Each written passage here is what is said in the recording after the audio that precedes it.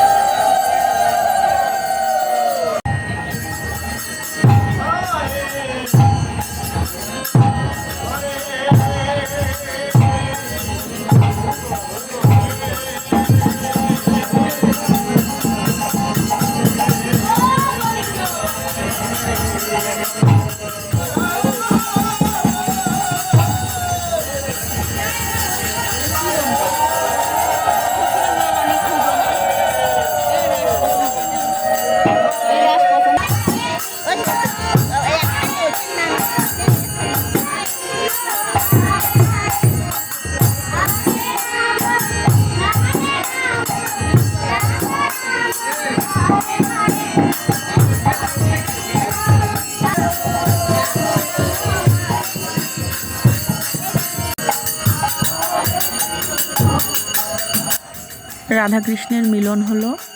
তো এতক্ষণ রাসলীলা দেখলাম বসে বসে, সারা রাত্রি জাগে সবাই ছিলাম, দেখছো কত মানুষ। তো আজকে তো সারা রাত্রি জাগা সবাই।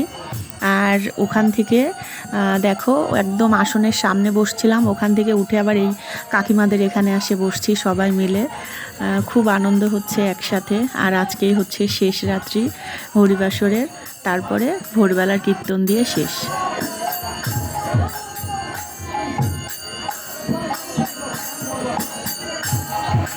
সবাই রাধা গোবিন্দর আশীর্বাদ নিচ্ছে, রাধা গোবিন্দের জন্য সবার মঙ্গল করুক, প্রতি বছর যেন এত সুন্দরভাবেই হরিবাসর হয় আমাদের ওখানে, এটাই চাওয়া। তো চলো ভোরের কীর্তন দিয়ে শেষ হবে, সেটুকু তোমাদের সঙ্গে শেয়ার করি।